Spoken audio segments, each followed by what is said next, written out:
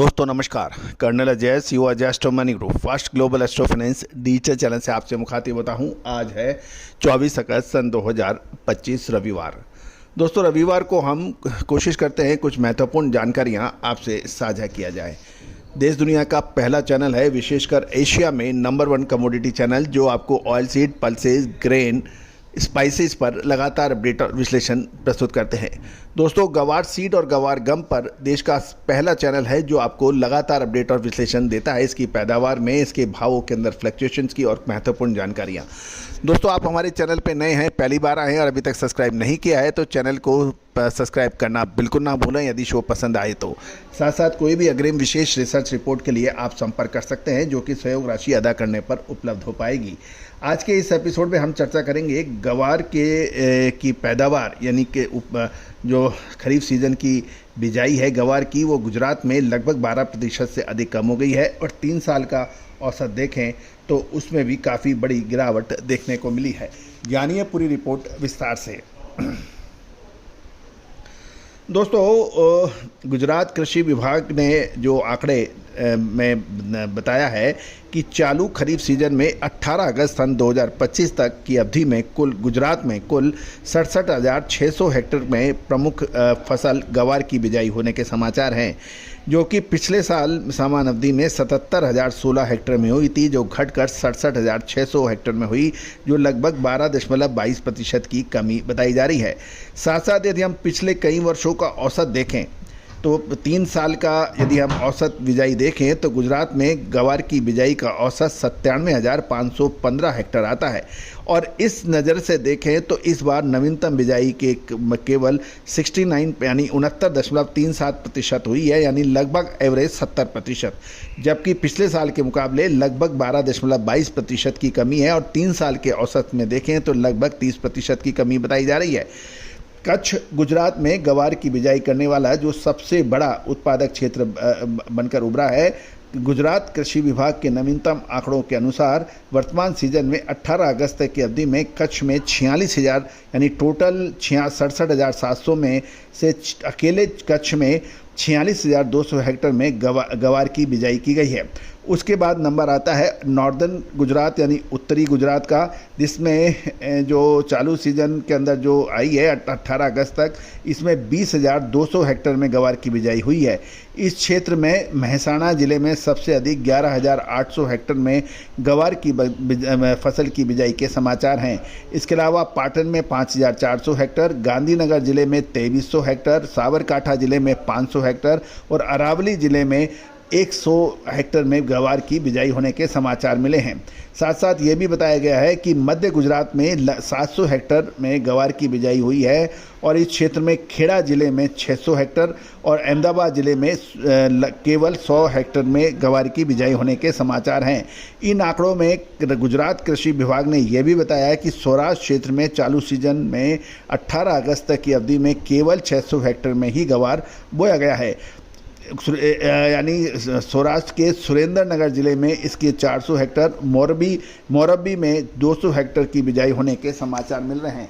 कुल मिलाकर यदि हम 3 साल का औसत देखें तो लगभग 30% कम बिजाई, पिछले साल के मुकाबले 12.22% कम बिजाई गुजरात में गवार की हुई है।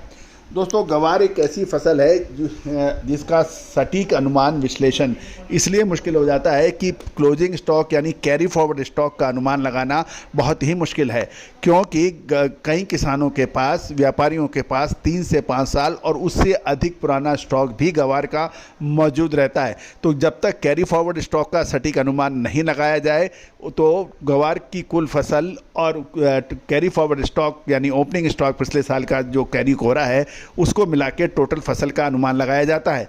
साथ साथ एक्सपोर्ट डाटा और मौजूदा स्टॉक की भी जानकारियां निकलती हैं, लेकिन गवार एक ऐसी फसल है जिसके बारे में इसका सटीक अनुमान हमेशा परेशानियां देता है और यही वजह है कि अलग अलग व्यापारी संगठन, एजेंसियां और सरकारी आंकड़े ये आपस में एक दूसरे से मैच नहीं करते हैं और यही वजह है कि इसका अनुमान विश्लेषण अक्सर परेशानियों में डालता है। अब प्रश्न ये है कि साल 2025-26 में गवार की स्थिति क्या रहेगी। पिछले साल भी आपने देखा होगा, हमने आपको सटीक विश्लेषण देते कहा था कि यहाँ नवंबर तक आप माल बेच लें, अक्टूबर नवंबर तक, उसके बाद व्यापार में कुछ गिरावट हो सकती है।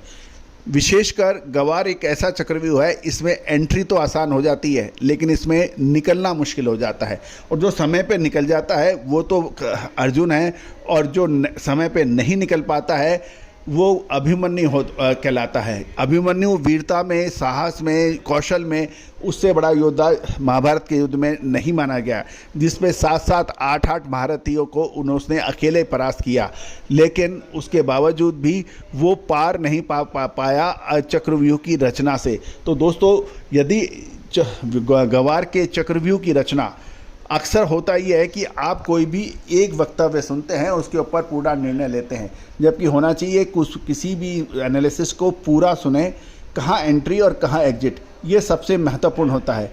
एंट्री यानी आपने कब खरीदनी, एग्जिट यानी कि आपने कब माल बेच के निकल जाना है। इसके लिए भारतीय अनुसंधान पद्धति और फंडामेंटल एनालिसिस का जो अद्भुत संगम है वो अक्सर आपको सही साबित होता देखा गया है। आप भी यदि गवार सीट के बड़े कारोबारी हैं, गवार गम के कारोबारी हैं, एक्सपोर्टर हैं या फिर बड़े स्टॉकिस्ट हैं, तो हमारी विशेष अग्रिम रिसर्च रिपोर्ट सहयोग राशि अदा करने पर उपलब्ध हो पाएगी। दोस्तों, रिसर्च, अनुसंधान, इनोवेशन, इन्वेंशन, ये एक ऐसी सतत प्रक्रिया है, इसमें लगातार जारी रहने के लिए अपार जनशक्ति, वित्तीय संसाधन और मजबूत इच्छा शक्ति की आवश्यकता होती है। और दोस्तों, हमारा संगठन पिछले लगभग 25 से 27 सालों से इसके ऊपर अनुसंधान विश्लेषण करता आया है, लगभग सभी कृषि उपजों पर। आपका सहयोग अपेक्षित है, आप भी इसमें सहभागिता कर सकते हैं, सहयोग कर सकते हैं, और उसके बदले में आपको हमारी अद्भुत विलक्षण रिसर्च रिपोर्ट उपलब्ध होगी। All the very best, good luck, happy trading. Sonakshi की रसोई में आज की स्पेशल गेस्ट है मौसमी चैटर्जी जी। ये जी नहीं, मौसमी आंटी। ओके आंटी मौसमी, तो आज आप क्या बनाएंगी? मैं क्यों बनाऊं? मैं तो गेस्ट हूँ, आप बनाओ, हम खाएंगे। एक्टिंग में तो हिट हो, अब खाना बनाओ सुपर हिट। ठाट से बनाऊंगी खाना, है ना द बेस्ट एवरीडे मसाला। आओ बनाते हैं मसालेदार छोले। छोले हर रोज के करी में एवरीडे मसाले, शाही बिरयानी में स्वाद का जायका, पटल पोस्तो और शोषे इलिश भापा।